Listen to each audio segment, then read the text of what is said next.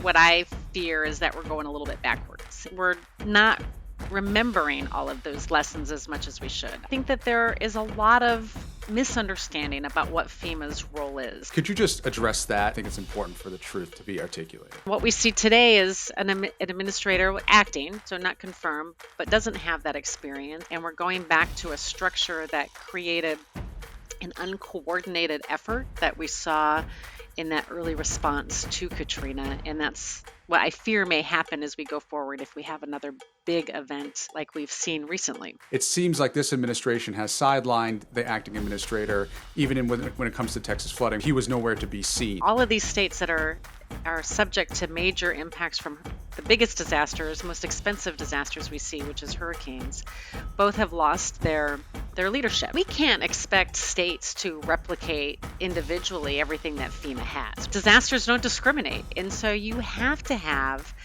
a disaster agency that is nonpartisan. If there's one part of the federal government that I think has the best mission, it's FEMA.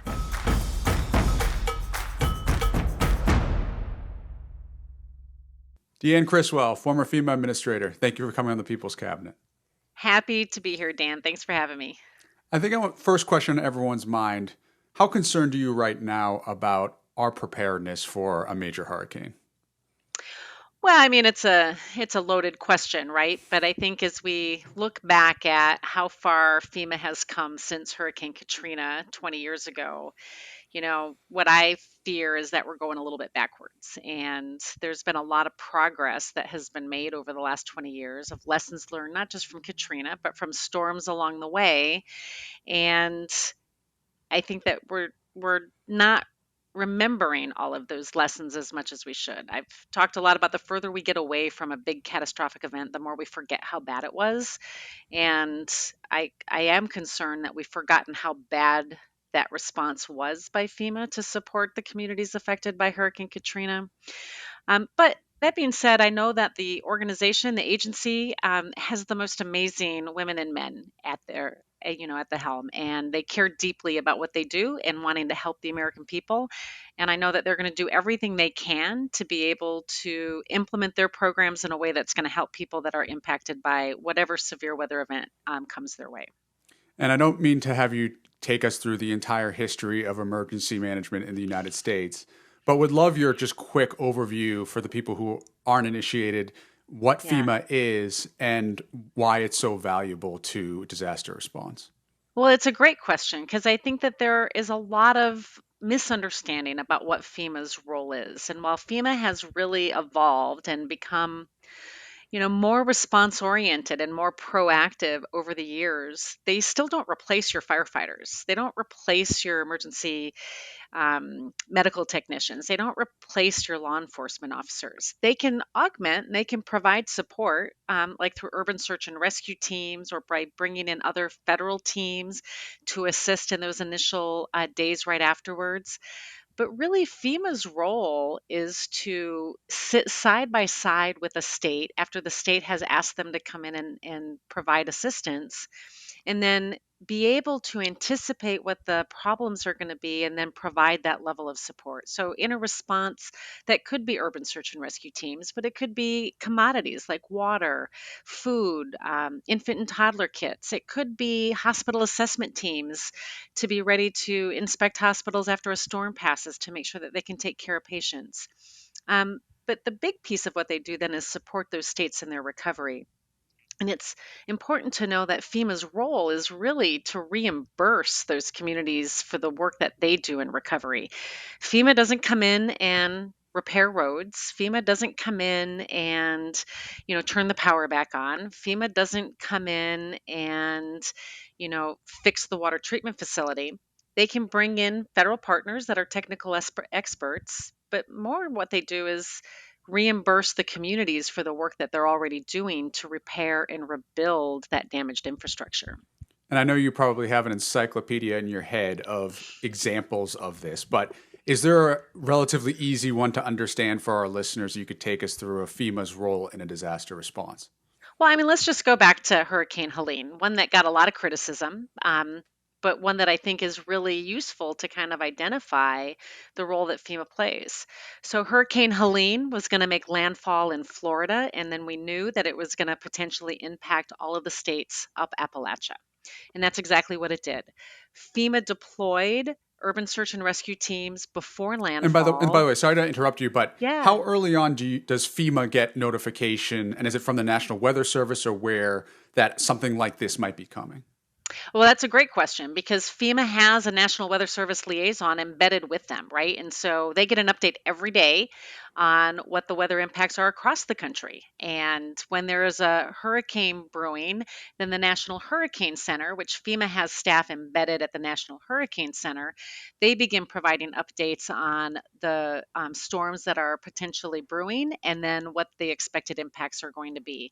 They get that at the morning ops brief at 8:30 every morning, but they also have multiple conversations throughout the day and weeks as these storms do start to develop. And then based on that information, FEMA will push resources out. Again, life safety resources like search and rescue teams, incident management assistance teams that are there to help coordinate the federal response, but also to be with the state to help understand what their needs are going to be. They'll take resources from the distribution centers, food and water, and they'll push them closer to the expected impact area. And they'll have all of this ready before a storm hits. So then, after they know what the impacts are and the state asks for help, they're ready to give it to them, right? And they don't lose time because time is one of those things that you can never get back. It's our most precious commodity. And But after you are articulating that in the context of Helene, which I think is important. And so I think, with all of that, FEMA helps provide that level of coordination then at the local level. And again, having staff, incident management assistance teams embedded with like in Asheville, to better help the most impacted communities get the resources or help with their own coordination because we know that many of these emergency management offices across the country aren't staffed as well as some others, right? And so they need just some additional assistance. And so that's where FEMA is that coordinator, and they're bringing in those federal resources to come assist. And so we think again about North Carolina and Hurricane Helene, and FEMA brought in HHS to go assess hospitals. They brought in disaster medical assistance teams to set up field hospitals. They brought in the Army Corps of Engineers to help assess the water treatment facilities or the infrastructure that was damaged because there was no water. They also can bring in the Army Corps of Engineers to help with blue roof mission, right? When roofs are taken off homes, they can put these blue roofs on there, etc. So they're really this coordinate. They lead that coordination effort of all of the federal resources at the request of the state to support them, with their immediate stabilization needs. And then they stay with them. They stay with them through the long haul to help them recover. They start to take registrations from individuals that were impacted. They provide some financial assistance. They give them guidance on, what they need to get from their insurance company. This part of the conversation could go on forever, but these are all things that really happen in the background. And I think it's important to know that FEMA's not that person on the ground like the firefighter. They are the ones that are there with the local leaders, helping those local leaders help their communities by getting them the resources that they need. And since we're on North Carolina, there obviously was a lot of misinformation out there, in particular about how much financial assistance an affected family or person would Yeah. get. Could you just address that? Because I think again, there was a lot on social media about it, and I think it's important for the truth to be articulated. I got to tell you, Dan, it surprised the heck out of me. FEMA had implemented a new program called Immediate Needs Assistance. And this was the first time it was implemented at scale. We had done it a couple of times because it had just gone into effect a few months earlier. And it was a new program that if you applied for assistance and you had an immediate need, like you just needed to go get some food, water, baby supplies, whatever, that you could get up to $750 to help support those immediate needs. And then from And there, pretty much instantaneously, right? After you apply, Yeah, you get, yeah. some within 24 hours, right? Sometimes, depending on where you were at, would require an inspection just to make sure that you were in the impacted area. But some that were in the most impacted areas, it was immediate, no other validation required. And then no questions asked, right? We're not going to make sure that you spent it on food, right? We're just giving you that money because we know you have some immediate needs. But it got switched to say that that was all FEMA was giving you. I think it's the only money that you were getting. And it was really a shock to me because we were so excited about adding this program in and getting people this just this And little when was bit. it added? I think it was in April of that year, right? And Wow. then this Okay. happened in September. So it was a brand new program. And we were very excited to be able to roll it out and give people this just upfront money while we're working with them to understand the damages and what their long-term needs are going to be. But it got turned into this negative narrative that was really surprising because it wasn't the only program. People could still get, I think at the time it was up to $43,000 in financial assistance for damages to their home. But FEMA was also paying for hotel rooms. FEMA was also, ready to support direct housing and long-term needs because it was going to take a while to get people back into these communities. FEMA was supporting, the ability to remove debris by bringing in experts to help remove the debris and get people back into their communities.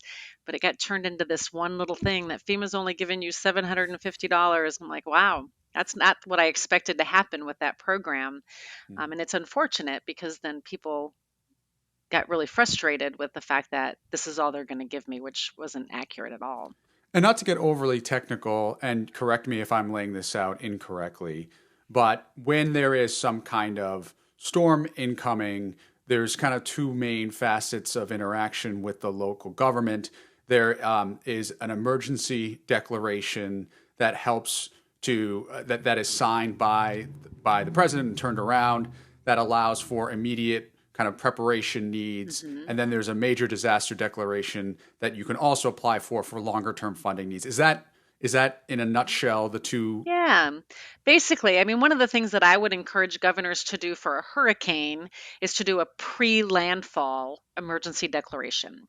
And that then makes sure that the governors can get reimbursed for some of the efforts that they're putting in place to save lives. It's all designed to save lives and ensure that there's no reason that anybody could come back and say, well, I didn't have the resources or I didn't have the funding. And so I didn't have the ability to get the right, search and rescue assets out there. But then it also gives the federal government the ability to support them if they need additional assistance. Once you know the impacts and you know that there's damage to infrastructure, that's when the major disaster declaration request would come in. And it doesn't have to be even a pre landfall like we saw with Hurricane Helene or any hurricane. But you can look at some of the recent flooding events. I think there was one that happened in New Mexico recently, and they gave them an emergency declaration for those immediate life saving needs. And then they'll go back and they'll see if there's any damage to the infrastructure to see if it qualifies and reaches the threshold for a major disaster declaration. And can you talk about how important the interaction between the federal government and the local government is in this process?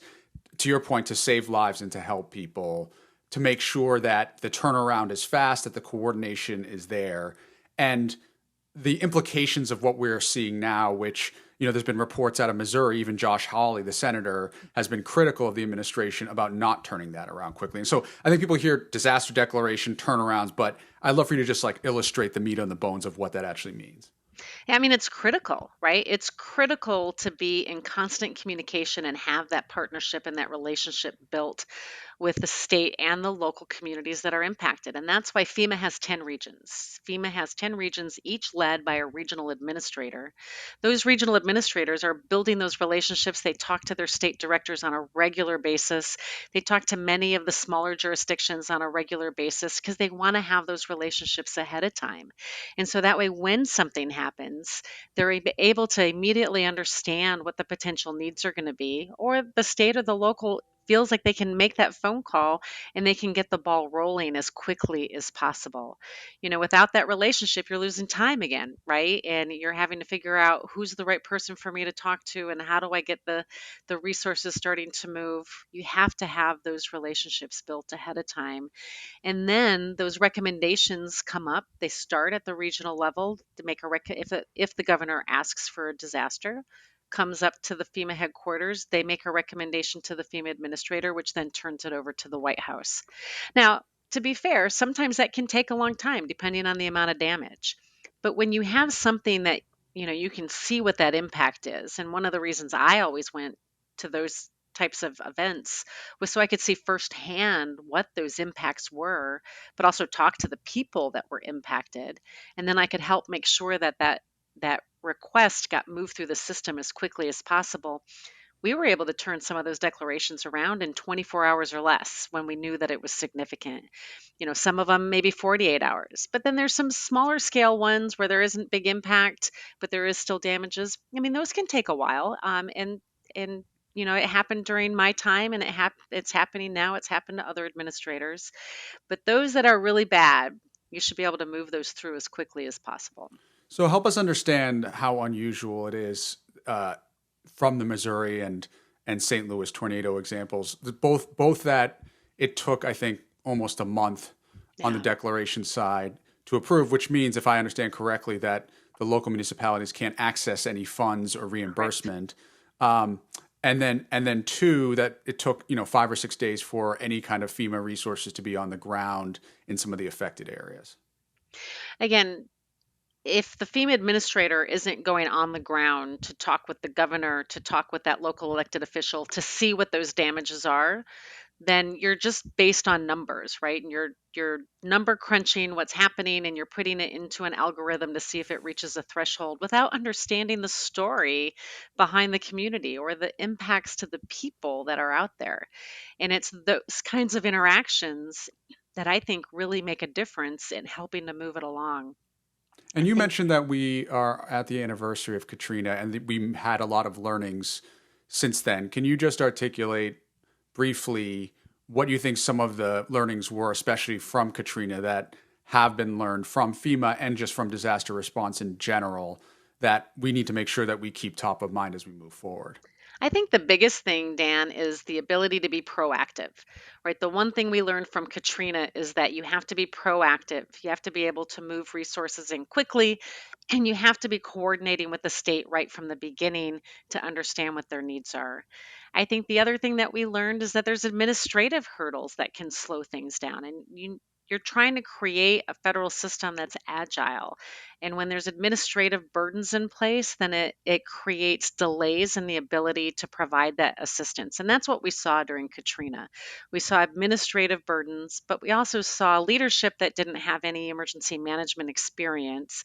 And so what happened after Katrina was the Post Katrina Emergency Management Reform Act, which gave the requirement for the FEMA administrator to be a Senate confirmed political appointee with direct reporting authority to the president during disasters to again have experience, but also to help speed up that ability to respond.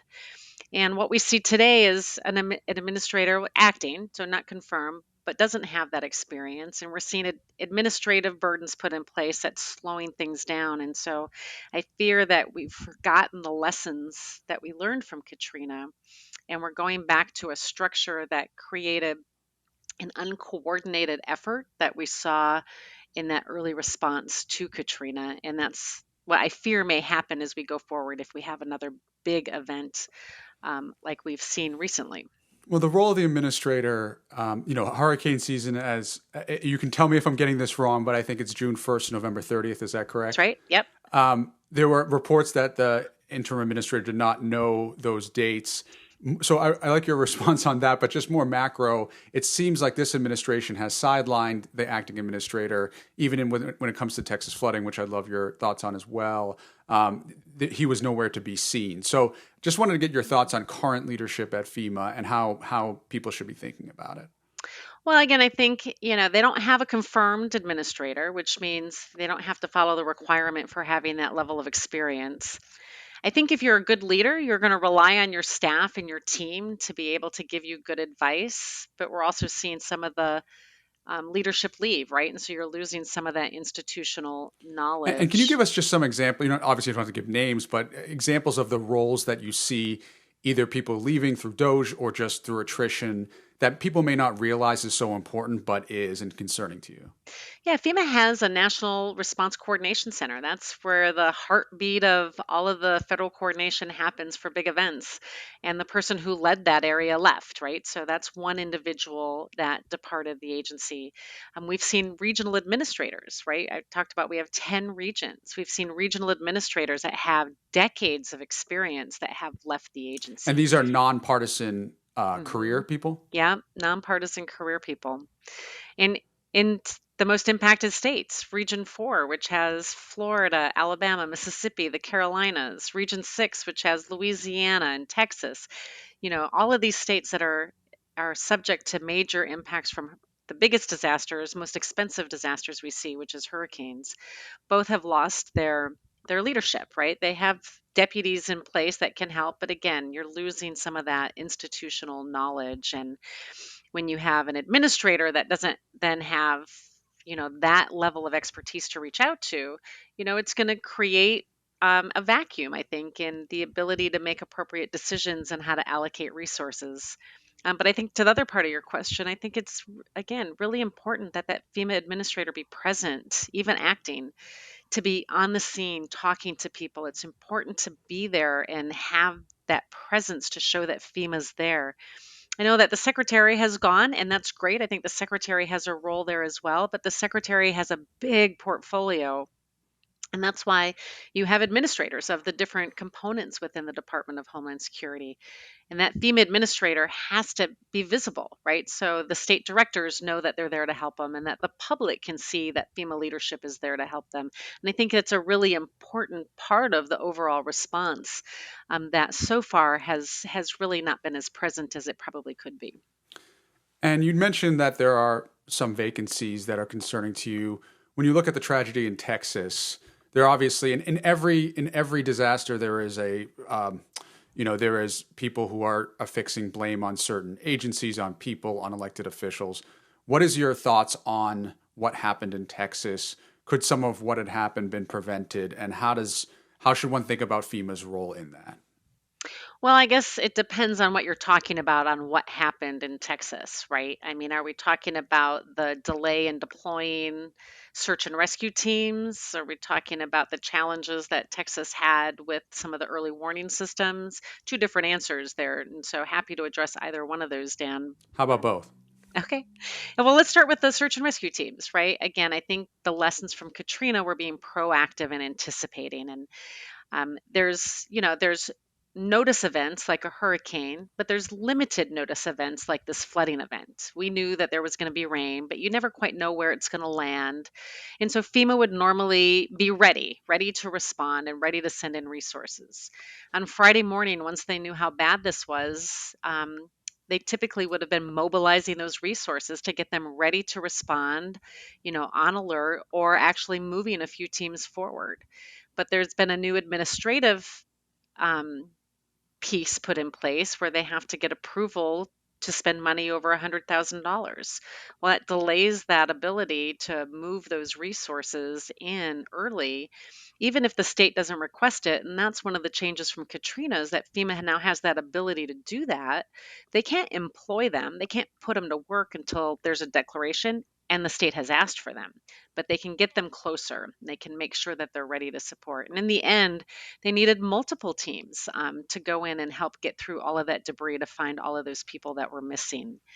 But when you look at the early warning systems, what I get concerned about is the fact that there's been changes to the hazard mitigation funding that's out there. And so the Building Resilient Infrastructure and Communities, or BRIC, is in limbo. It would be the And best can you way. give us a layman's terms explanation of what that is?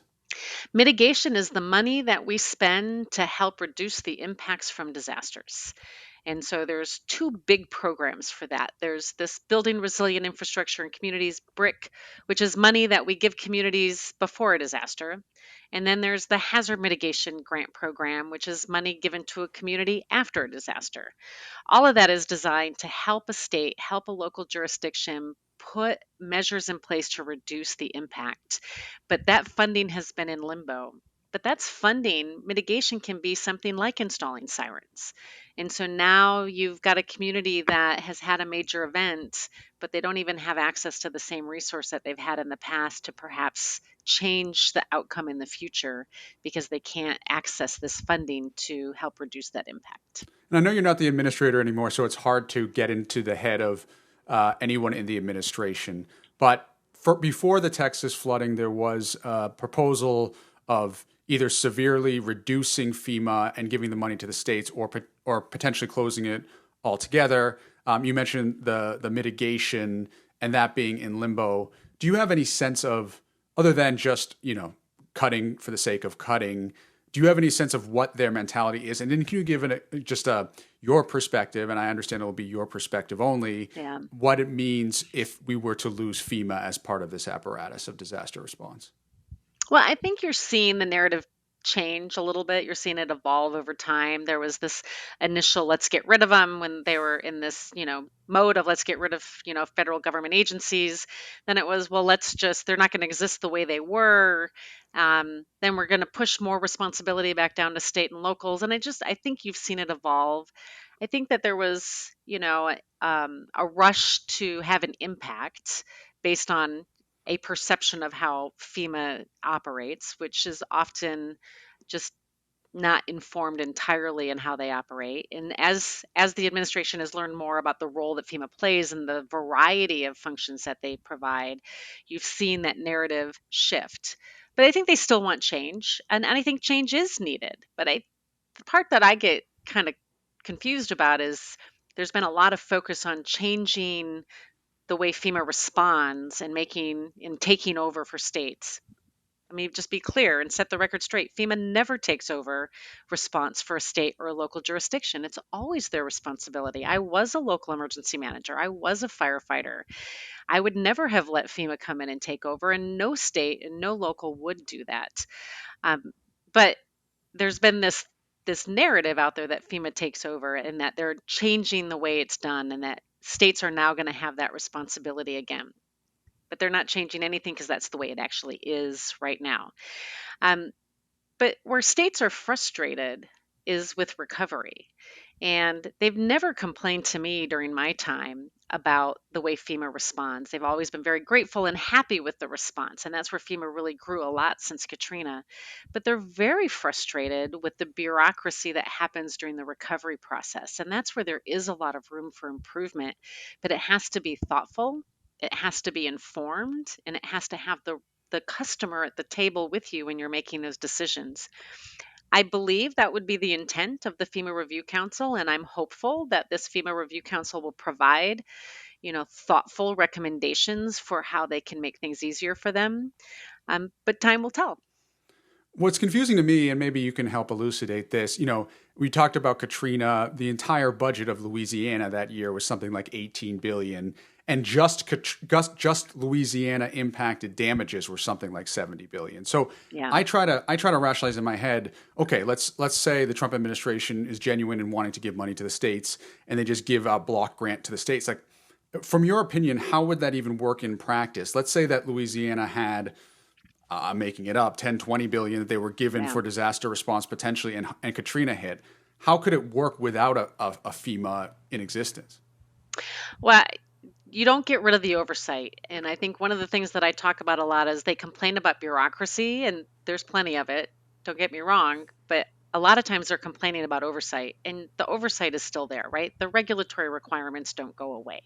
And so that still needs to be there. And so if you got rid of FEMA, who would do that? That role still has to happen.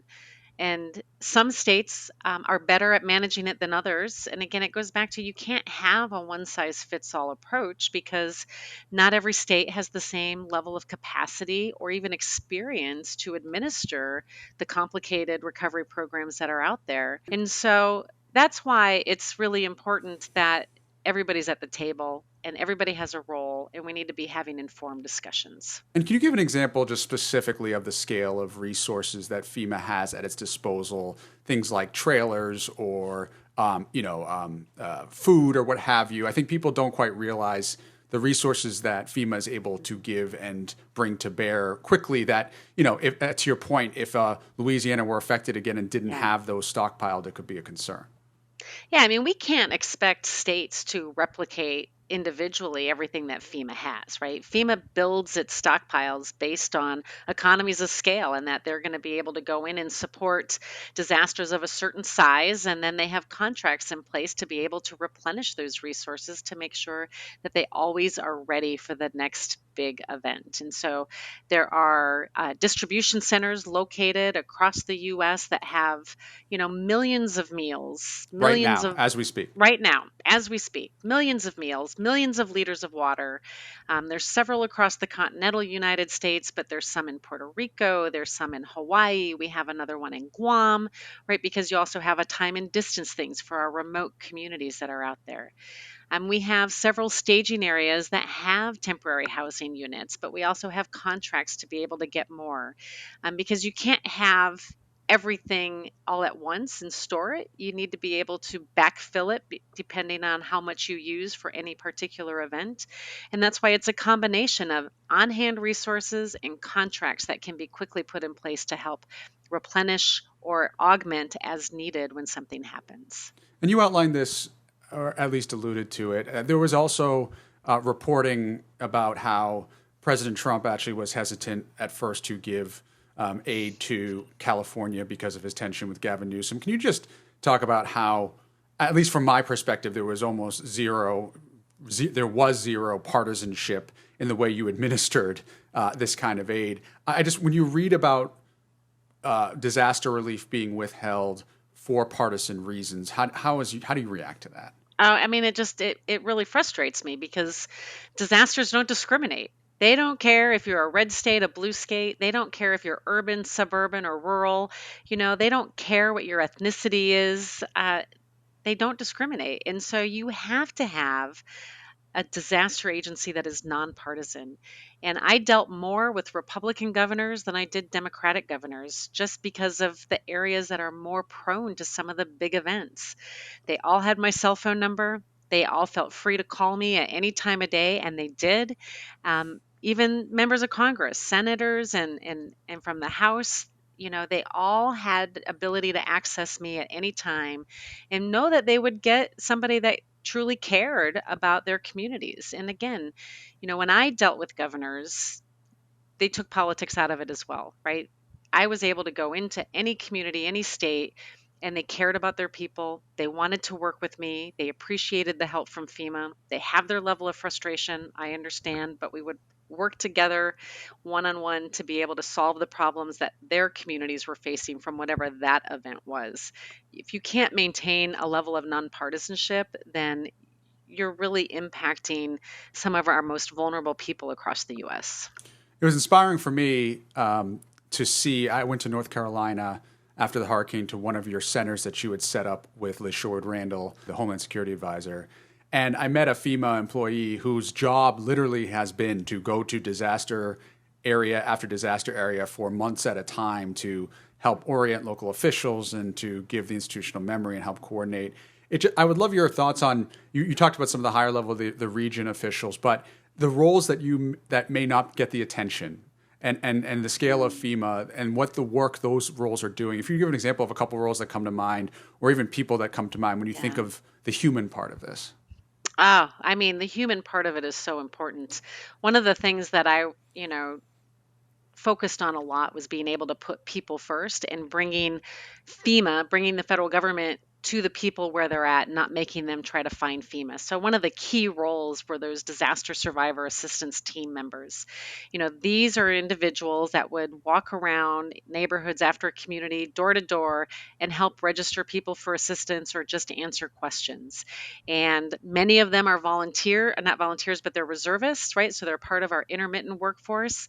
Many of them were disaster survivors from previous disasters. And they were so inspired by the people that they met from FEMA that they also became a reservist with FEMA to go help others the same way they got help when they were impacted.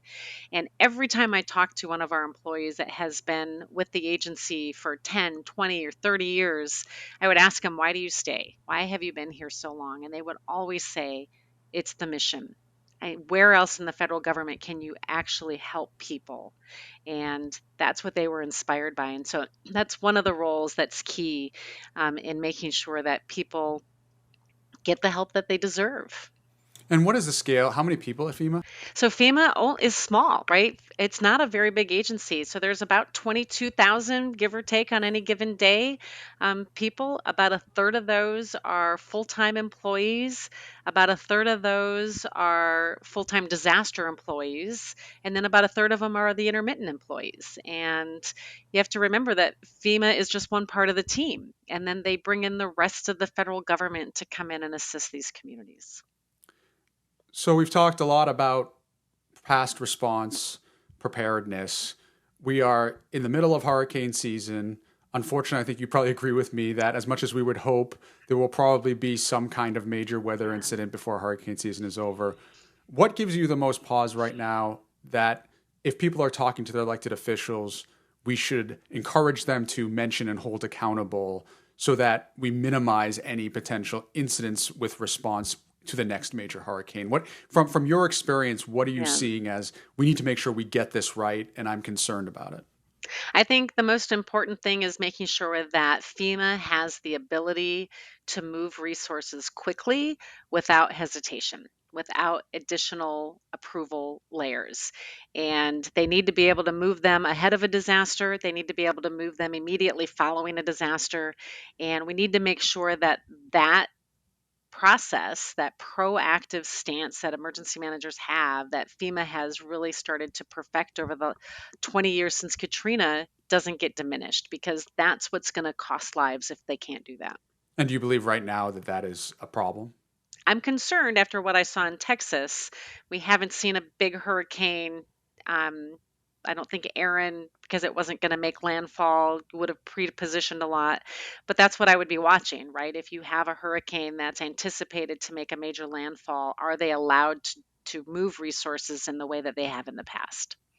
And then finally, there's a lot of disaffected people out there, maybe people who are engaged in electoral process in November, people just feeling hopeless about government. You told the inspiring story about people who are in their communities and wanting to help people.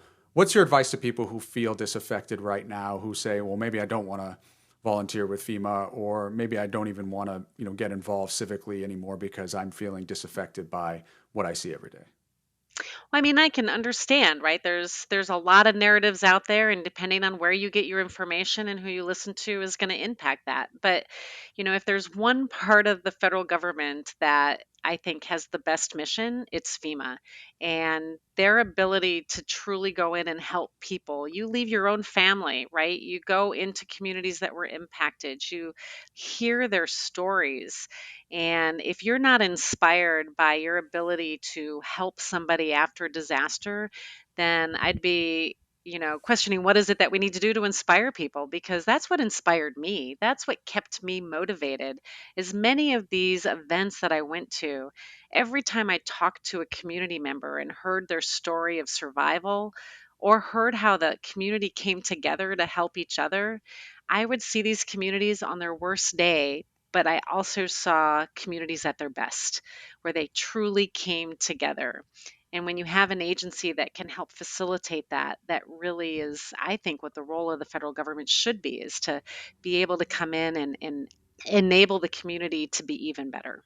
FEMA Administrator Criswell, thank you for joining the People's Cabinet. Thanks for having me. We hope you enjoyed this episode of the People's Cabinet. If you did, please like, subscribe, ring that bell, and put in the comments below who else you'd like to see sworn in. And stay tuned for new episodes every Tuesday. Let's go.